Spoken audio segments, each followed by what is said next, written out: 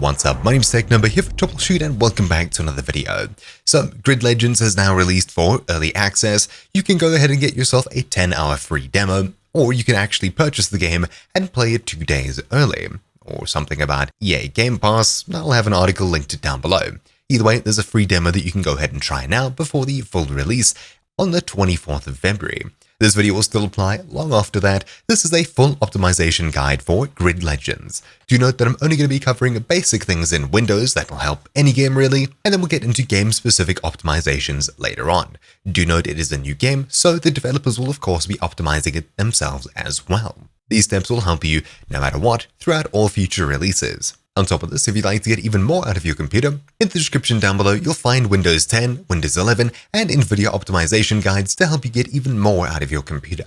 Anyways, let's go ahead and get into it. First of all, go ahead and update Windows and your graphics card driver if you haven't already. Hit Start, type in Update, and go through the Windows update process. Then for your graphics card, in the description down below you'll find download links for Intel, AMD, and NVIDIA. You can either download and install the latest drivers through those links, or of course, if you have software like NVIDIA GeForce Experience, you can use that to update your graphics card driver instead. Then let's go ahead and clear out some extra space on your drives, which is especially important if they're near capacity. Hit Start, type in Cleanup, and open Disk Cleanup as administrator. If you're prompted to pick a drive, simply choose C drive, the one with Windows on it, and then click OK.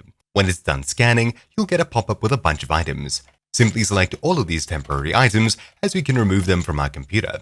I usually leave the recycle bin unchecked so I can go through that manually later, and thumbnails at the very bottom. Then click OK and delete files. Wait for this to run through to completion, and when it's done, if you have multiple drives, repeat the steps for your other drives on your computer, especially if you have the games installed on those. When it's done, hold Start and press R to bring up a new Run dialog.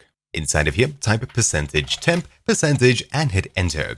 This will open up our temporary folder. Hit Ctrl A, then Shift and Delete to permanently delete these, skipping the recycle bin. Hit Yes, and when prompted for admin, click Do This for All and Continue. Now wait for it to discover files, and if you hit any errors like this, click Do This for All and then choose Skip. Do that as many times as you receive errors. Then head back to This PC, C drive, Windows, and inside of here, scroll down to Temp. Open it up, click Continue if prompted for admin, Ctrl A, and once again Shift Delete, Enter. Now we've cleared all of the temporary folders on our computer. When you've done so, you can close out of this. Now let's get into the power plan. Hit Start and type in Power Plan, where we'll click Choose a Power Plan. When this opens up, you should have multiple options: Balanced, Power Saver, as well as a High Performance option. Usually you'll have one of these first two selected. Choose High Performance, or of course, if you have specific ones for your processor, such as AMD Ryzen High Performance, choose those instead. If you'd like to try out the Ultimate Performance Power Plan, in the description down below you'll find a code that you can copy. Hit Start, type in CMD, and open it as administrator. Then, inside of here, we'll be pasting in the command using Ctrl V. Hit Enter, and you should see a success message. Close this, refresh the power option screen, and you'll see a brand new Ultimate Performance Power Plan. You should select this. If your device uses a battery, you may want to change it back to balanced or power saving when you're done playing games. Now let's go ahead and optimize our running programs on our computer and ones that start up with our computer. Press Ctrl Shift and Escape to bring up the Task Manager, and inside of here on the Processes tab, you'll be able to sort by CPU, memory, as well as GPU. You may need to right-click and enable it first. All you're going to want to do is close all of the processes and background programs that are taking up resources that you're not really using. By doing so, you're freeing up tons of resources for your games to use instead. Then head across to the Startup tab at the very top and sort by status. Everything listed as enabled starts up when your computer logs in. You can disable things you don't need to start up with your computer by right-clicking and choosing Disable. This will not only help it boot up faster, but it also means that you'll have to close fewer programs the next time you want to play a game. If you're a power user, head across to the Services tab and click Open Services. Inside of here, sort by startup type, and everything listed as automatic starts up with your computer. You can double-click on something you don't need starting with your computer and change it from automatic to manual. That way, either you or the program will have to start it up when you want to use it. I would recommend not setting any of these to disabled. This is a very basic guide on optimizing things that start up with your computer, and instead in the description down below you'll find a really in-depth guide that shows you how to get to programs that aren't even listed here. Of course, if you're one who uses overlays, such as the Discord overlay, those could decrease FPS and increase input latency. If you don't actively use them or you don't actively need them, you should try turning off overlays that you don't use. This includes performance monitoring overlays, which you shouldn't have running unless you're specifically benchmarking games. Every tiny bit of available resources matter when you're trying to get the most out of your computer. Finally, let's get into some game-specific ones. For this, you'll need to know exactly where the game is installed. So for this, I'll be opening up Steam. Of course, you may have it on a different platform, but on Steam, simply right-click Grid Legends, hover over Manage, and click Browse Local Files. Inside of here, we'll be scrolling down, and you should see gridlegends.exe. Simply right-click this file and click Properties. Then inside of here, on the Compatibility tab, click Change High DPI Settings, and in here, tick this box at the bottom, select Application, and OK. If you're someone who plays the game in full screen, you can try Disable Fullscreen Optimizations to force full screen mode to work as exclusive full screen. On some computers, this may give you extra performance, though leave this to after the optimization to play around with, only if you play in full screen mode. For now, I'll click Apply and OK. Then at the very top of this window, I'll right-click the path up here and choose Copy Address as Text. Now that you have the path copied, hit Start and type in GPU, then open Graphics Settings. Inside of here, you'll want to have Desktop app selected and click Browse. That'll open up a new file browser. Click at the very top and paste in the address that we just copied. Unfortunately, this is the Windows 11 virtual machine. I use Windows 10 normally, so I'm not able to show you this here. That's why the guide looks a little bit different in some places. For now, I'll simply select Steam as an example. When you've navigated across to your game and double-click on the game's main exe, simply click Options here and choose High Performance, then Save. If you have the game installed through something like the Xbox Game Pass, instead of having Desktop app selected, rather select Microsoft Store and then click Browse. You'll now see a list of apps installed on your computer. Simply locate the game, click on it, and when it's on the list, Options, High Performance, Save. When you're done with that, on the left-hand side, we'll head across to the Gaming tab. In here, in the Xbox Game Bar section, make sure that this is turned off unless you explicitly use some of the Game Bar features. Then head back and into Game Mode. In here, make sure Game Mode is turned on. Head back once more and into the Capture section here.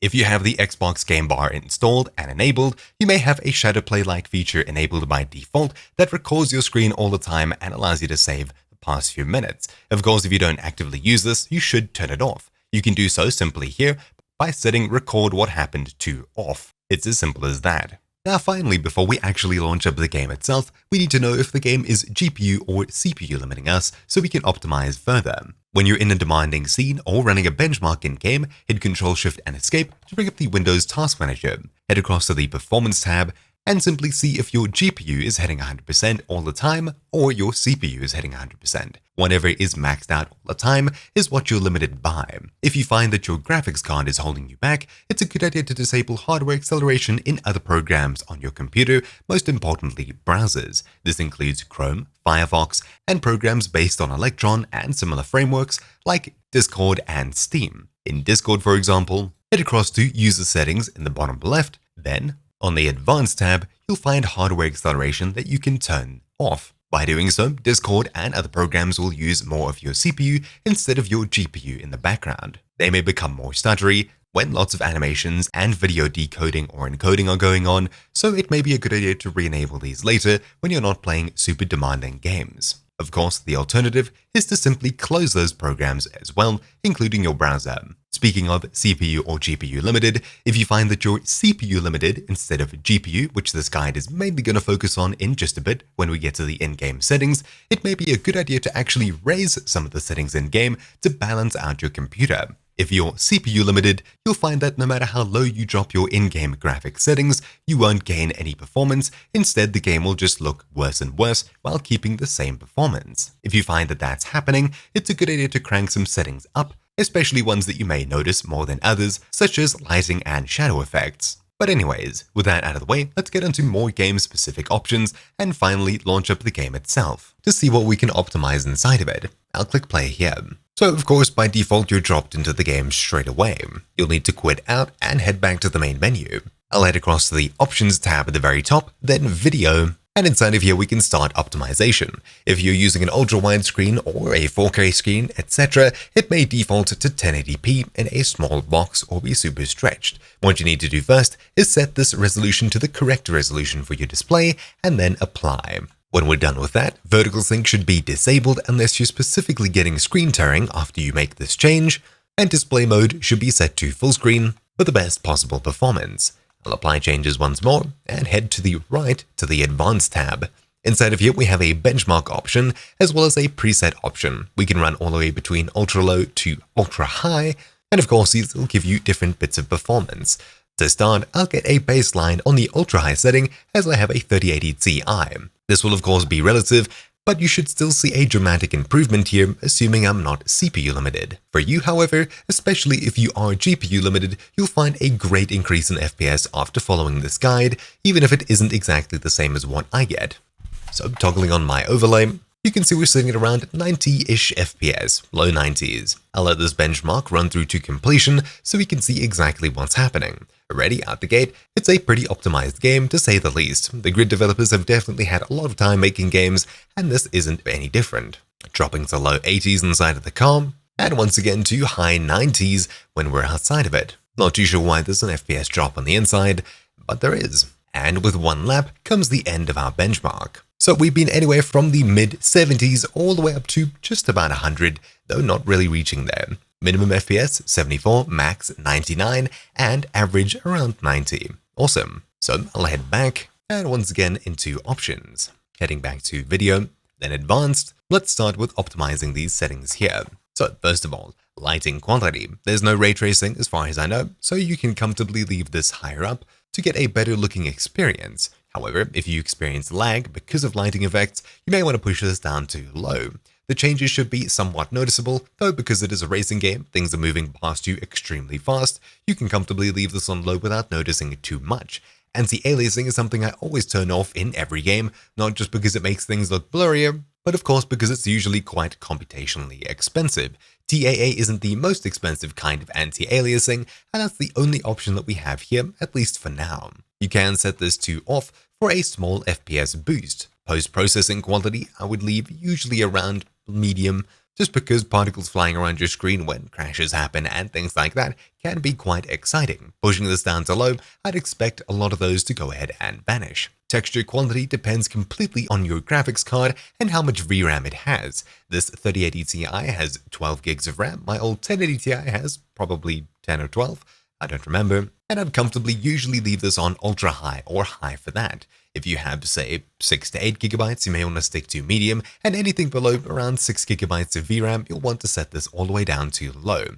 Of course, this will be completely up to you and your specific setup. Usually having this set to ultra high may be complete overkill as things are zooming by extremely fast, and of course, we're not playing in 4K, or at least I'm not. I'll leave this on high. Shadows are once again something you're not going to be staring at, but they do move quite a lot over objects, bumps in the road, tarmac, etc. Having these all the way up to ultra high will cost quite a bit of performance, especially if they're moving around quite a bit. Lots of cars, lots of trees, lots of buildings, etc, etc. I'd usually leave this on medium, otherwise having it on low may have things too blocky. Smoke shadows, once again, they're shadows, you're not always going to be focusing on them, and if you skid, the smoke's probably going to be left behind you. So you can set this to low comfortably without worrying about it. On low-end cards, you can set it all the way down to off. Then particles. Once again, this will happen on impacts, crashes, etc. This will be something you need to lower if you're experiencing FPS drops whenever things are happening in the scene. You'd usually set this down to medium to start with,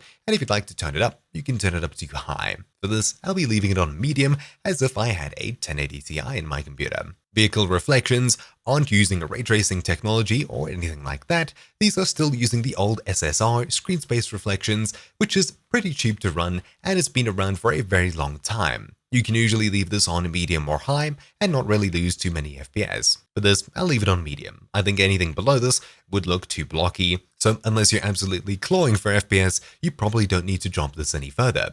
Crowds, once again, you'll be zooming past them, and if you're someone like me, you've been playing racing games for a long time, you're probably used to 2D crowds. You can push this all the way down to low, having it set to off.